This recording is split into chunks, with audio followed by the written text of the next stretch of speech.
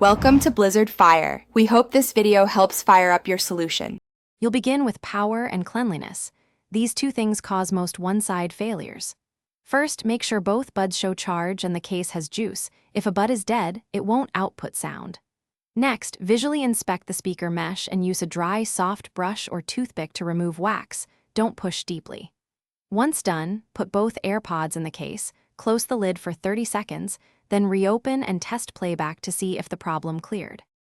Now you'll tackle software and system settings because connectivity or configuration often mutes one side. First, forget the AirPods in your phone's Bluetooth menu, then repair them. This removes pairing glitches. If that fails, perform a force reset. With both buds in the case, hold the setup button about 15 seconds until the LED flashes amber then white. Repair afterward. Also open accessibility audio settings and verify the left-right balance sits dead center. A shifted slider mutes a channel. Finish by updating everything. Install the latest OS on your phone and let your AirPods receive any firmware update. These fixes resolve weird hardware/software interactions.